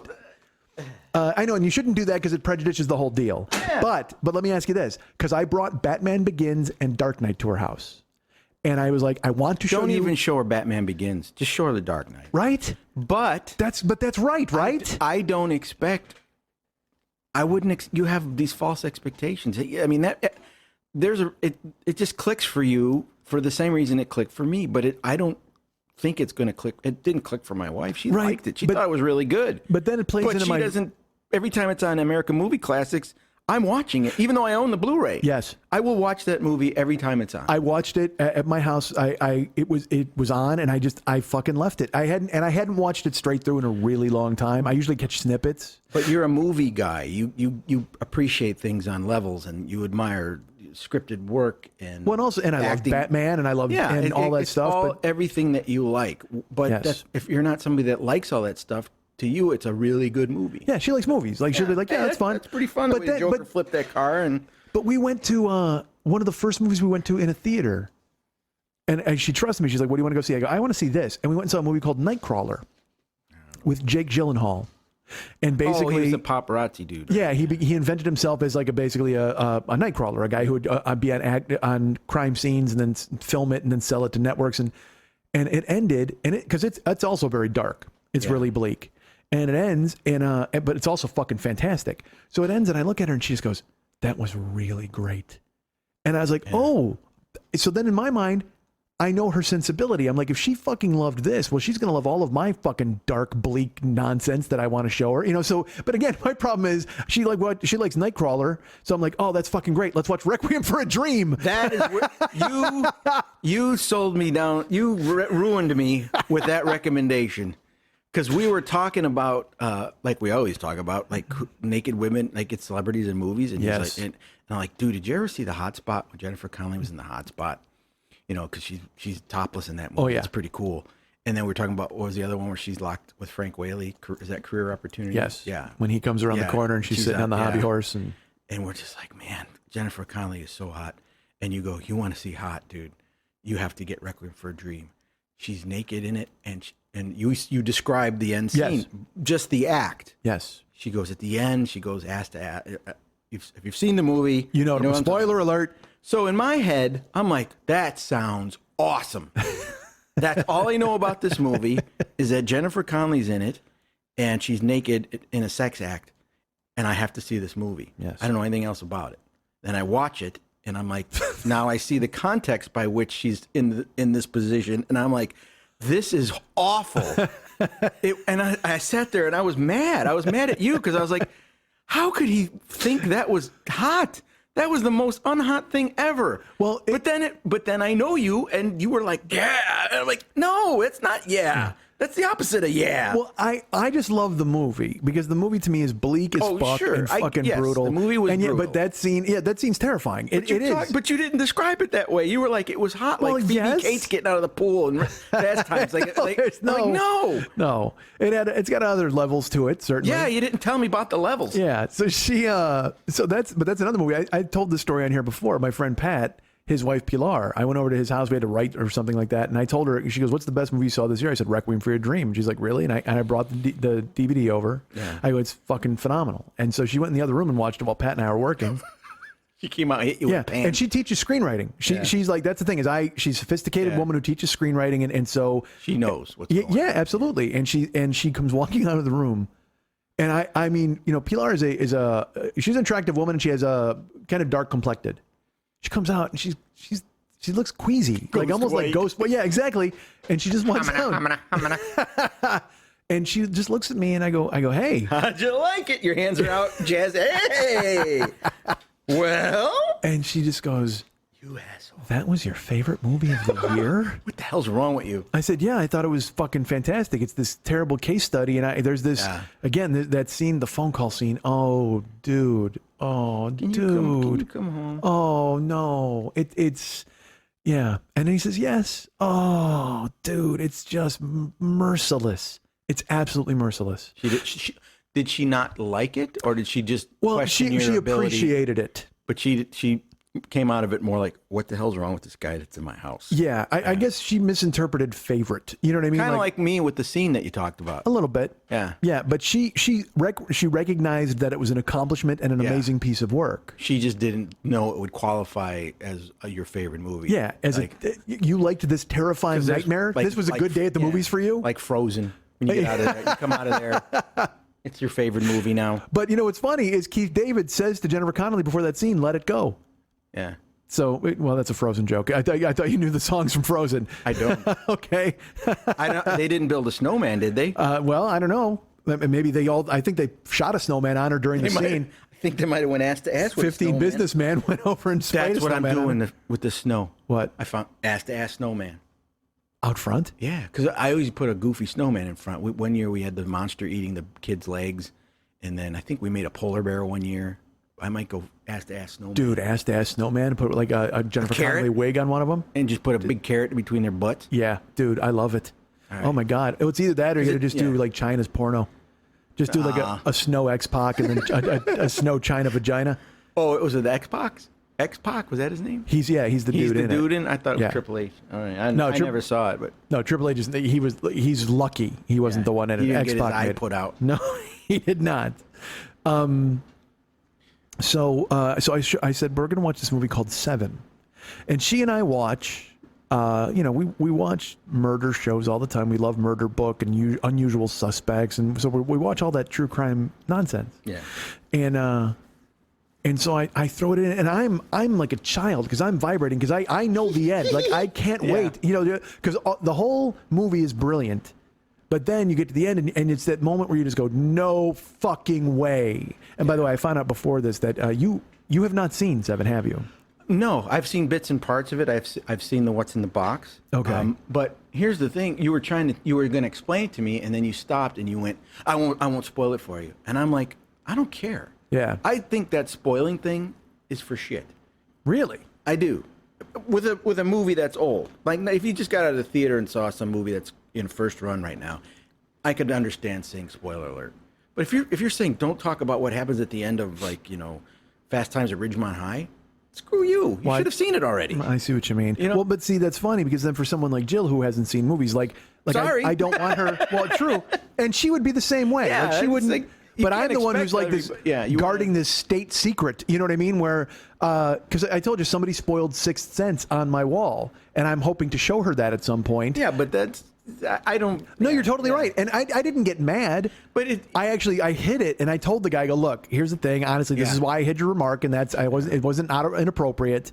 And he's like, dude, I totally get it. Because I told you that was that's still one of the worst moments I've ever been in a club, and I saw a guy do that and just fucking pissed me off But so much. that was a football game, wasn't it? Somebody gave you a score of a football game. Oh, well, no, that happened. Yeah, I literally walked out of a movie theater. I think I watched Cloverfield or whatever the fuck it was, and I come walking out, and Somebody yelled at me. Yeah, and it was Giants Packers, and it was the NFC Championship game, and I had recorded it, and I could not wait to get home and watch it because it was Lambeau Field in the snow at night, and I was like, I'm going to enjoy the shit out of this. And I walked out of the theater, and this guy goes, "Hey, Giants, 23-20, just kicked an overtime field goal, going to the Super Bowl." And I'm standing there like, and I wanted to beat him to death. I wanted to beat him to death. And that I'm the opposite of that. I'm like, if you don't watch it, you don't watch it. You don't have the right to make people not tell you something. But it had just happened. Like if it's the next fucking day, I totally get it. I don't, because I'm at a sushi bar. A guy looks at me and I got my Bears jersey on, and he goes, "Oh man, Hester 2 kick returns today, huh? Pretty fucking amazing." I'm like, "I fucking taped it, you fuck."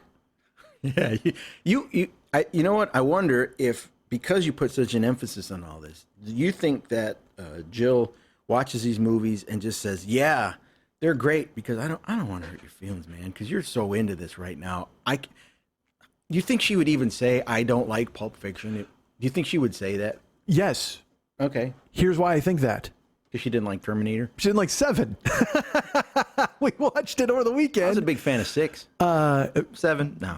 No, you didn't care for 7? No, I like 6. 6 isn't bad. 6 is okay. 6 is actually that's Blossom's friend, right? 6. I don't know. They made a movie about her. That's awful. Whoa.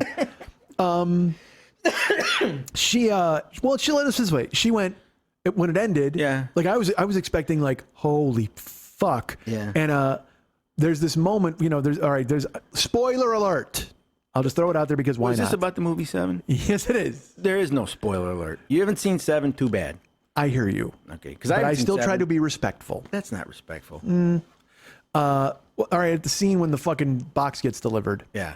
And there's that scene in the movie in the movie theater. You're watching it, and Morgan Freeman opens the box, and you in your head you go, "What's in the box?" There's no way. You're like, there's no way. This is not what you think it is. Like because you immediately think, well, obviously that's. See, I didn't want to say it now because it like fucking kills the ending. It's so mean. What about the head being in there? Oh Christ, shut up. There's a head in a box, so you think to yourself, man, there's no way it's that head. It can't be. Because he sees blood and he says it and he goes, John Doe has the upper hand. And how does he say it? Huh? How does he say it? John Doe has the upper hand. All right. and when he opens the box, he looks and he goes, "There's blood." And Jill goes, "Is it his wife?" And it's the same thing we all did in the theater, but she said it out loud because we're in her living room and she can do that. And I didn't say anything. I didn't even look at her. And she just goes, "You're not going to tell me? Why am I even asking?" And I'm like, "Yeah, okay." And then it unfolds and it happens. And here's my first, again, because she doesn't think like a movie person. She thinks like a person. So when Morgan Freeman goes, "Give me a gun, David. Give me a gun." Yeah, if you shoot him, he wins. And she looks at me and she goes, "Why doesn't he want him to shoot him?" And I finally went, because it will complete the 7 deadly sins and it will let John Doe win, and then David Mills is a murderer. Yeah. And she just goes, "He should shoot him." And then sure enough, he fucking pumps 6 bullets into him, and you're like, "Oh, all right." And then it ends, and then there's that fucking like that down. It's all bleak and this down note, and Mills is in the back seat, and everything's fucking collapsed, and nobody wins. There's no winner in that fucking movie. And then it goes like black for a Dream. A little bit. Yeah, you got a thing going there. But I like bleak. I'm a fan. Really? Yes. And so it so happens that the movie ends and then we're sitting on her couch and she doesn't say anything. At Silence of the Lambs, she was all happy. But I knew, and I kind of looked at her and I go, "What'd you think?" She goes, "It's a good movie." I go, "Yeah." I go, it's a little bleak." And she goes, "Oh yeah, definitely." She goes, "It got a little slow and a little boring in parts, but yeah, it's a good movie." And I want her to do fucking cartwheels and somersaults, but I'm very good about pulling myself back at that moment. I'm just but like, you've always okay. done that. You've done that with your friends. You've done that with music. You've done that with. There's been times when you've sent me songs, going, "Dude, you got to hear this," and I'll listen to it. And I'm like, "Yeah, that's okay. That's cool." Well, I played you. Yeah, like, damn. I played you Jellyfish on a boombox in a backyard, like it had changed the world. Yeah, I was like, "You got to hear this." I'm like, okay. And I can appreciate what other people hear. dude, it's a band with like Queen-like harmonies, but like pop sensibilities, and they got hooks, and it's 3.5-minute songs, and I fucking love it, but it's all these different styles, and you're like, yeah, it's pretty good. I'm like, no, if I could buy their album and hand it out for free to people, I would, God damn it. They're fucking great, acknowledge it. Andy Sturmer is the second coming. Holy Jesus. Dunkin' Donuts should have fucking Roger Manning Jr.'s face on a goddamn cup. These guys are fucking changing the world. Okay, Mike. Yeah, I kind of liked it. Wasn't bad. No, dude, listen to this. I don't know anything about chord progression, but listen to this chord progression. But then I'll send you something, and you're like, I didn't get a chance to listen to that. Like, okay. Well, you know why? Again, though, you'll send me things, and I'm in the fucking Uber car 15 hours a day, and I'll see it on my phone, and I can't download it and play it. Oh. And then I'll forget that it's in my fucking, because I don't check my email on my computer. I check my, it's all handheld. I very rarely do that. I only do that when I hear something, I'm like, this might be something Mike might like. I would never, because I know a lot of the stuff that I listen to is not like, Well, but I'm in. I like you, period. It's like when we came up with the idea last week for I'm Afraid of Americans, we were spitballing like what song to use. And when we pitched a couple back and forth, and then I said that, and you were just like, fuck, you know what? I like that. Yeah. And, so I can do that in a day, and and it fucking dominated. It was so great. I was so excited about it, That's such an odd song. And speaking of odd, as I drove down here today, Howard Stern's on vacation. Yeah. So I was listening to the Howard Stern station, and they're just doing basically fan requests. So anything you want, like you can write them an email, and if they think it's worth it, they'll go, and they just fucking play it, because they've got his whole catalog, everything from fucking WNBC all the way down, I think. And it was a birthday party for Howard from like 2004. And David Bowie did "I'm Afraid of Americans" live in a club. Oh wow! And it's got you. I want you to hear it. Yeah. Because again, live, it sounded almost like a rap song, because it's like God is an American, and that David Bowie voice and stuff, and it was just great, and it reminded me, because you again did a spare version of it, which I'm always a fan of. Well, because of the fact that the show's recorded on a Tuesday or a Wednesday. When it's recorded on a Tuesday, it's actually pretty cool, because I have a whole day then to think of what to draw. And True. If I can, and I am set up down here for recording music lately, it was no big deal. I just had to take it and go, look, what can I do with this, with two instruments in the next hour and a half? And that's why it comes out. Yeah. Bare bones like that. Well, which so is kind of cool. Wait, so what you're saying, though, since we're recording this on a Monday, you're going to have unbelievable stuff to put up on Thanksgiving. Oh, that's right. What's a good Thanksgiving song? Over the hills and through the woods to grandmother's. Nah, probably not. How about Cherokee People? They took the whole Indian nation. I could actually, you know what? I could participate in that one. Reservation.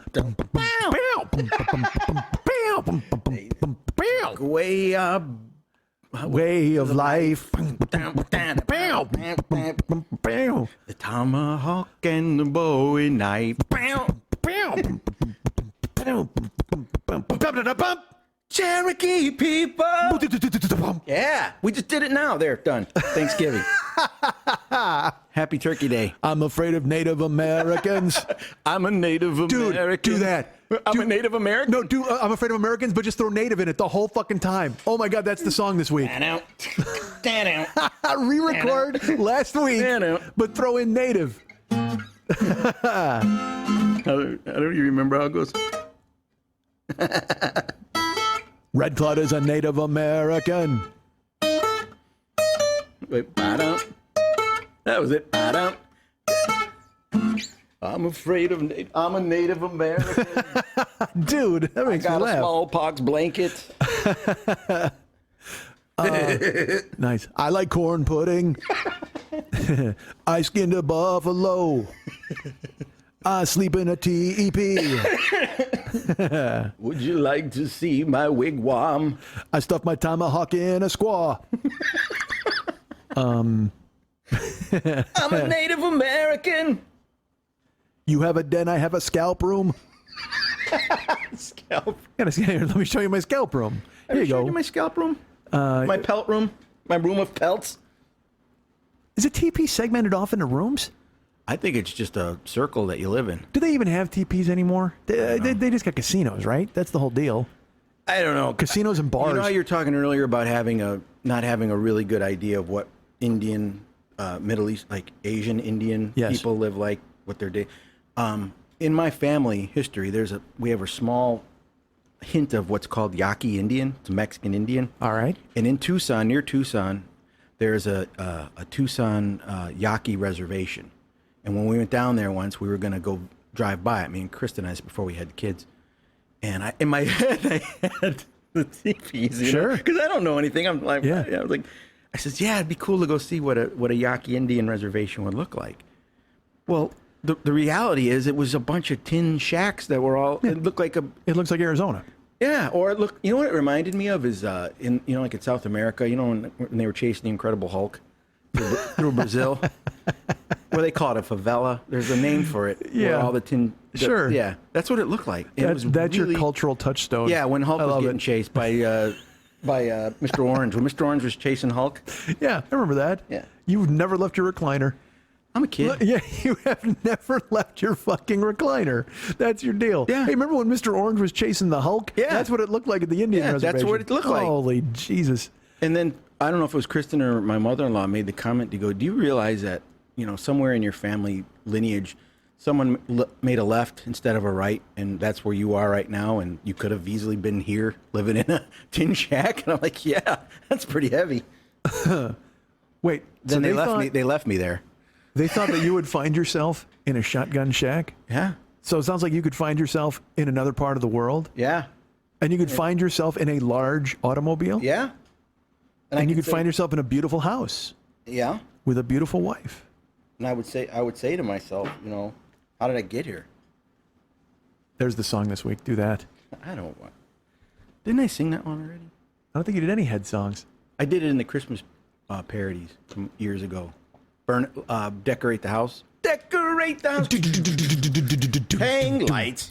We got to do that next week, starting next Oh, week. Jesus. All right. Yeah. It's coming up. Jesus Christ. God damn it. It's all cold here and snow. Ugh. It was funny when I landed last week. Jill's just like, "Hey, honey," she shows me the fucking phone. It's like they were expecting 9 inches of snow in Milwaukee. I'm like, Jesus, what the dude? Why are you here? Why are we here?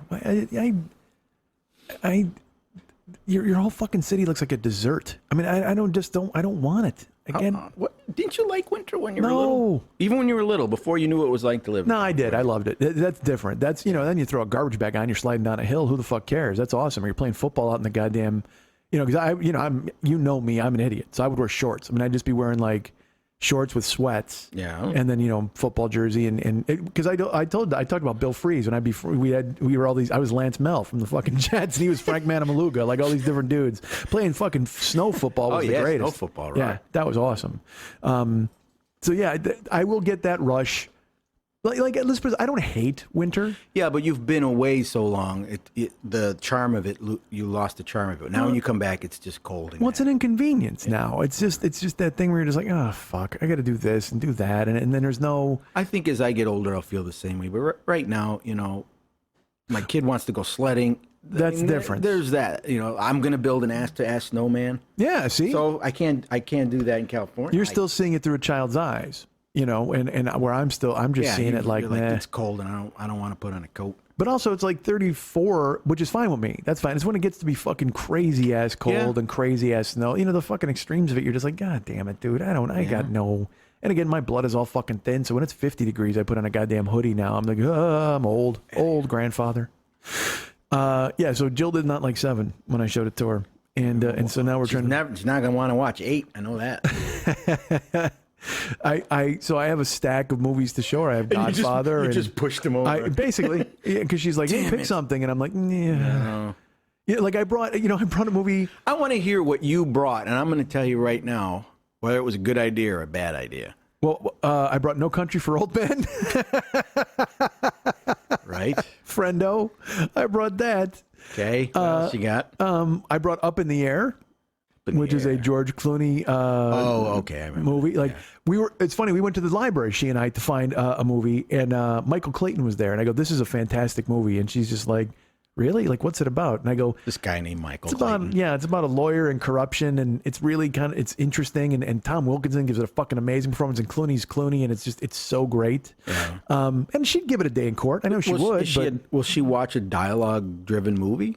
Well, yeah. You know, I mean, Silence of the Lambs is essentially dialogue driven. It's just, you know, well, there's Lecter and there's Clarice. blood and skinning guys and stuff. True. That's kinda Well, cool. well, in Seven, there's there's plenty of that. I just didn't, you know, like some people don't like a movie when it's just all dialogue. Like Kristen would never watch Glengarry Glen Ross with me ever again. She saw it once. She said, it's good, you know, and I'm like, it's amazing, and I will watch it whenever it comes on. Absolutely. But I don't expect you to sit down and watch it, you know. Well, tell her to get a cup of coffee and just sit down with you and watch it.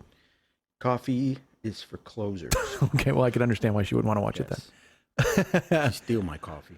And like I said, I brought Seven. I brought Batman Begins and Dark Knight. I brought the Godfather Terminator. trilogy. I bought Die Hard. I think I brought The Graduate. I bought Rambo. Yeah. No, man. First Blood. Terminator. Before Rambo. Yeah. Well, Terminator threw me off of that, where I was just like, yeah, no, I don't. That's not happening. You know what? We watched Dazed and Confused. And again, it was another one that ended, and she watched it with me, and then she was like, "Oh, it's good," and I'm just like, "No, it's fucking awesome! It's fucking awesome! God damn it! No, God damn it! It was awesome! It was awesome!" and there's nothing worse than trying to convince somebody of that. And I'm like, "No, honey, seriously, it was amazing. You loved it, right? It was so great." And she's just like, "I'm sorry, for me, I thought it was just all right, all right, all right." Fuck, I'm not gonna, you know, I can't do any better than that. We gotta get out of here. Fuck that. You guys can get me at mike@MikeSchmidtComedy.com. You guys can be my friends at Facebook.com/the40year-old boy. You can follow me on Twitter.com/the40year-old boy. You know, I put out the call last week, folks, where I was like, hey, dudes, you should follow me on Twitter, man, and you should totally jump on board. And if I can just get like 10 of y'all write 2 jokes a day. Nope, didn't happen. No. Nobody followed me, and no new ones. Well, I mean, because I wrote jokes last week that were funny and got me new followers, but none of you people following me or writing me and telling me whatever. Be a lot cooler if you did. But still, do it. You follow me. Go ahead. And when you follow me, write me a note and just goes, hey, because our friend Liam Gladdy from overseas, he just wrote me a note. What was it? What did he see? He did something. He listened to Miami Sound Machine, and he's just like, that's how I start my day. Yeah. The 40-year-old boy had me start Rhythm Is Gonna Get You, and he fucking played it. And I'll tell you what, that's a fan. Because not only did he reference the show, but he admitted that at some point on his iPod he put "Rhythm's Gonna Get You" by the Miami Sound Machine. I like it. That's their machine gun that makes this. Listen to last week's show, folks. I'm almost through last week's show. Really? I'm sorry. I didn't. I should. Hold on a second, Jagoffy. I mean, you're like your kids and your family took precedent last week. Is that what you're trying to say? A little bit. A little bit. I don't know if I like that. I don't either, to be honest with you. Does my godson listen yet? No, I've played him a couple things where he's been on it, like when he was really little and did those little throwaways, like Yes. the 40-year-old boy once punched a monkey. Yeah. That Yes. kind of little kid shit. But yeah, and then I told him that they know who you are. After you talked about his little league. Okay. But I can't really play it for him. Sometimes they walk into my studio when I'm listening, and that's Uncle Listen. Mike's yelling "fuck" at the top of his lungs. Like, Well, I'll tell you what. If you're going to get him on board, this is the show, and hear me out. all right. Because it will double as some sort of sex education thing when he has to hear about China's vagina for 8 minutes.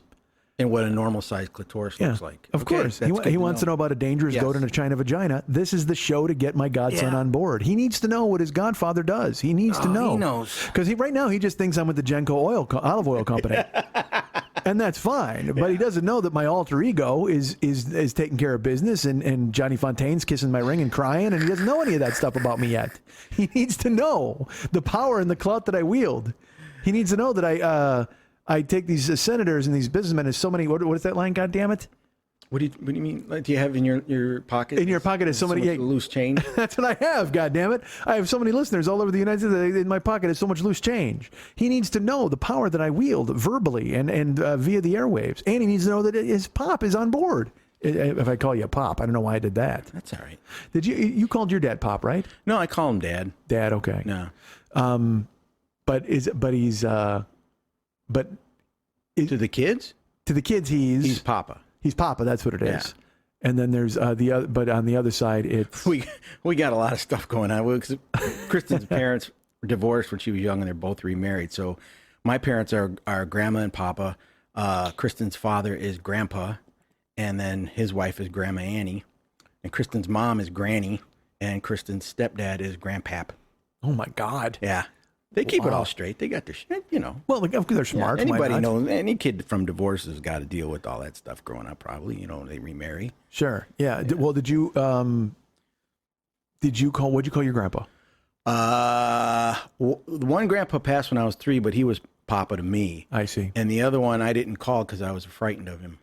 Oh. I didn't know who he was. I seriously, we would go there all the time, and every time when I was little, we'd leave, and I'd ask my mom, and who's that old gray-haired man?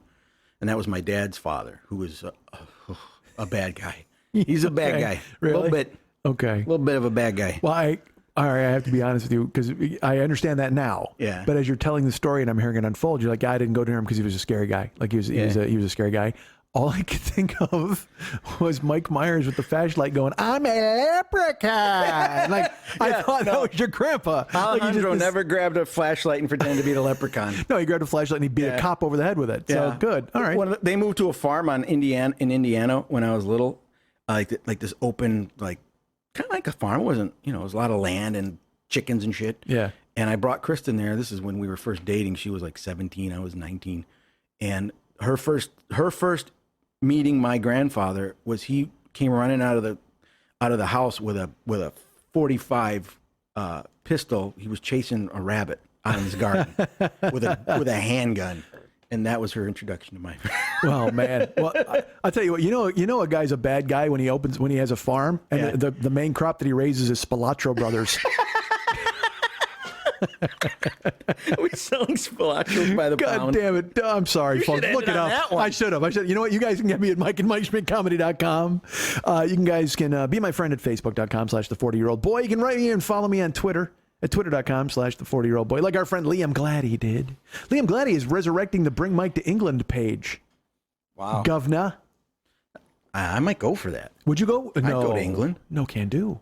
You would go to England? Will they? Do they let you in? Will they let you in to England? I think so. I don't know. You got a fucking grandpa chasing rabbits with a gun. Yeah, but there were never charges filed there. I think I'm good. I got a passport. Do you really have a passport? Yeah. I also have a passport. I look awesome in my passport. I never used it. I don't know why I have it. You've never gone out of the country? I've been to Mexico. Well, you need a passport for that or no? You drove over? At the time we went, I think I just needed a birth certificate or something. I don't remember. Need a weed whacker. Yeah. Got you in. Yeah. All right, good. So, folks, follow me at those back places. that might be a problem this time of year. Well, to get into Mexico, you need a weed whacker. To get back, you need a kayak. So that's good. I don't look Syrian, do I? Syrian? Yeah. Okay, I've just got to make sure. I don't know. That's anymore. why I'm not leaving the country, because I'm not going to get back in. I saw some fucking story yesterday that I guess 6 Muslim dudes tried to fly on a Southwest Airlines flight, and the passengers wouldn't let them, and so Southwest sided with the fucking passengers and asked these dudes to like get off the plane and go, I don't know, on another plane, or I couldn't figure it out, but like. You fucking pussies. Are you kidding me? First of all, there's 6 of them. You can't take 6 guys if they get out of line, man. Fuck that. I don't. Again, this country's just gone fucking batshit. I don't. Again, I have to see all these people. Like there was some video going around now about an ISIS baby cutting off a teddy bear's head. Did you see that? No. ISIS baby beheads teddy bear. No. And people are like, "This is what you're raising, people. Yes. This is what you're looking for." I'm like, "No, it isn't." Dude, I had crabapple fights when I was a kid. I whipped one into a girl's face. Literally, I whipped a crabapple into a girl's face when I was a kid.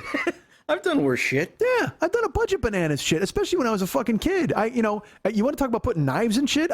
We fucking did that kind of stuff all the time. Yeah. I cut open my Stretch Armstrong to see what was inside. Yeah, me too. And that fucking ooze comes out and fucking shit. Yeah, that stuff was awesome. Did you cut Stretch Armstrong? Yeah, we cut Stretch Monster. I didn't have Stretch. Oh God, I love Stretch Monster. I want him now. I fucking want him now, dude. Because he had a brain and a crazy like fang mouth. Oh wow, he was a good scary monster. He was good, but then they like made him later, and he kind of looked friendly. I don't want a friendly ass fucking Stretch Monster. I want a scary ass Stretch Monster. That's why he's Stretch Monster. You want to make Stretch friendly? Make Stretch friendly. We took Stretch Armstrong, and my brother got on one side of the bed, and I got on the other, and we just pulled on both sides his arms, and he split right open. Did he really? God damn, that's awesome. Right at the shoulder. He broke right at the shoulder. Oh, fucking Stretch. You see, that's not good. Yeah. No, at that point, you got to bring it in and get your money back. Well, actually, first. Make some pancakes. I was going to say, first, go to the emergency room and get your chemical burns treated, but then go back to the store and get your money back. Because who knows what the fuck's inside Stretch Armstrong? Jesus Christ, that's viscous. It was weird. That's a viscous dude. So follow me at those places and be my friend and ask for those sorts of things, please. Our friend David Hernandez, he's across the way from me here, and he does all sorts of cool stuff for the show. He does the artwork, he does the music, he does the artwork. He's changing pages, he's making designs for the website. He's that guy. Oh yeah, that website's gonna look awesome. I'm excited. I should probably write Ryan. Totally, it's gonna be awesome. Ryan Dirks does all the web stuff for our show, and you can find him at facebook.com/Ryan Dirks. I think. He's on a farm. Maybe he's running around with a gun right now shooting a fucking rabbit. If he ever had to shoot rabbits with Nah, dude. Ryan Dirks is a straight hippie. He's like the most gentle soul ever. Yeah. He every time he texts me, he's like, "Excuse me, I'm sorry for bothering you." You know what I mean, like that sort of thing. He's just a nice dude, and I never know how people like that get mixed up with me. Like I don't know if they just hear me do all that dumb yell, and they're like, "Oh yeah, I could never do that." So it's fun to hear a guy do that. Yeah, maybe. I don't know. I attract a lot of mice, is what I'm saying. But Ryan is a gentle soul, and so find him at facebook.com/Ryan Dirks. But I should probably get a hold of him to tell him about the Joe Business page that we got coming in the pipeline. Be awesome. I can't wait. But again, our friend David Hernandez, he does all of the artwork for the show and all the music for the show, and you can get him at facebook.com/DavidMexHernandez. But if you'd like to get him to do any artwork for you and stuff like that, go to artbydmh.com. That's artbydmh.com. And he will do some of his Valscapes for you. He will do some Gycons if you want to buy the existing ones. If you got an idea for something, you want to hire him to do something personal for you, commission him and get him on board, and he's happy to do it. He's the guy for it. He's the guy for me. He's the guy for you. He's the guy you want. That's what I do. That's who he is. And our friend Lily Von Stupp, of course, is amazing and an integral part of this show. And she is the producer and whatever else she wants to be. Go to the Monday Night Tees. If you go to brownpapertickets.com and go ahead and look up Lily Von Stupp or Monday Night Tees, there are tickets available for all of her shows coming in December. Remember that I will be appearing at her birthday show in January. Remember, I will be at the Dirty Birdie Story Hour December 14th, spinning a yarn, telling a tale. If you want to go ahead and write me with a suggestion of what story I should tell in 8 minutes, go ahead and fucking let me know. Like I said, I have ideas of what I might do. And if you want to buy tickets, go to brownpapertickets.com and go ahead and find Dirty Birdie Story Hour. Monday Night Tees has a Facebook page. Go to facebook.com/Monday Night Tees. Become a friend and follow that page and see naked people from the past and from the present and also from the future. Naked aliens, a lot of green nipples right in your face. That's what we all want to see. Lily Von Stupp does all sorts of cool things. Go to facebook.com/Lily Von Stupp and find her there. You can follow her at several different Twitter accounts. Twitter.com/Lily Von Stupp. Twitter.com/Hollywood Burlesque Festival. No, Hollywood BQ Fest. And Twitter.com/MNTs. And of course, if you want to write her a personal note and find out how she feels about Hobo Thanksgiving or whatever the fuck she's got going on this week, write her at Lily, Lili, at burlesque411.com.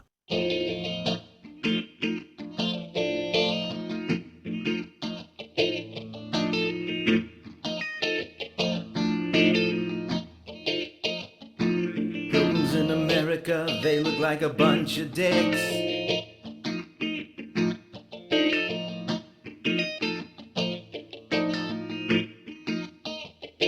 Checking out the buffalo and they're scoping out our chicks.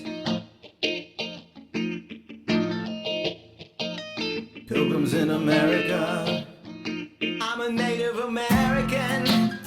This is where I was born. I'm afraid of your Bible. I'm afraid of your porn. I'm a Native American.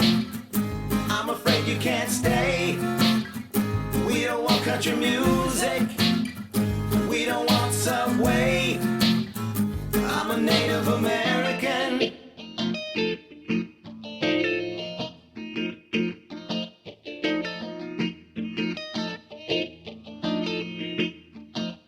Pilgrims in America.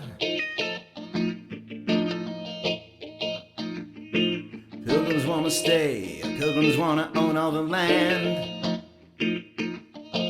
Pilgrims go to Starbucks, pilgrims eat at taco stands.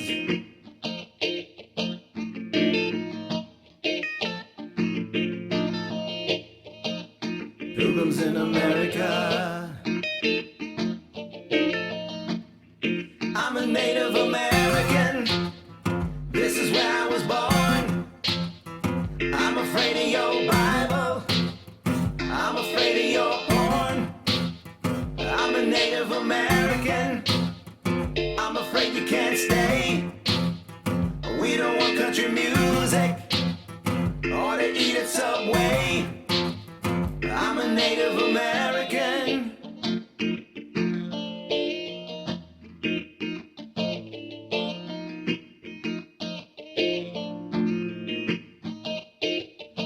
Pilgrims like selfie sticks, pilgrims like genocide. Pilgrims like Kardashians, pilgrims like Astroglide. Pilgrims in America. Pilgrims in America. I'm a Native American. This is where I was born. I'm afraid of your Bible. I'm afraid of your porn. I'm a Native American. I'm afraid you can't stay. We don't want country music or to eat at Subway. I'm a Native American. This is where I was born. You take back your Bible. We'll take back our corn. I'm a Native American. We don't want you to stay. You can keep country music. You can keep Chipotle. I'm a Native American. What is an American? What is an American? What is an American? What is an American? God is an American. Obama's an American. Or is he an American? And I'm gonna go and dive into traffic now. I'm gonna leave you alone in your house, man. Not alone. Well, it is Monday, so you're gonna go because you got 3 fucking days. You got to make an unbelievable artwork. You got to write 5 songs, and you got to fucking cut that and make that happen. Well, so that's gonna be fantastic. What was the song for? We had "I'm Afraid of Native Americans." We had all sorts of different ideas of what you were gonna do. I think syllable wise, it's I'm a Native American. I'm a Native American. Johnny wants to have smallpox. Johnny wants to woo woo woo woo woo woo woo. Johnny wants to see that's Right. There you go. I think that's nice. If you want to, but there was other. I don't remember.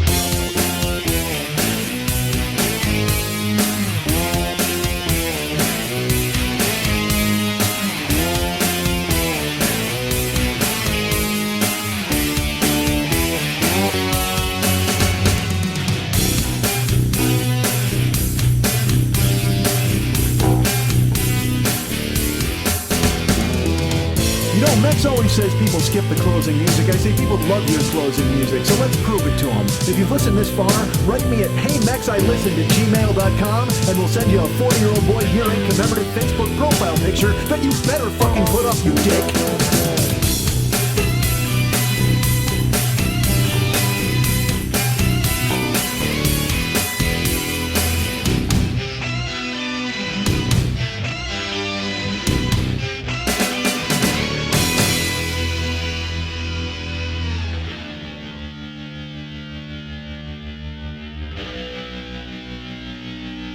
Sorry about the dick thing. Did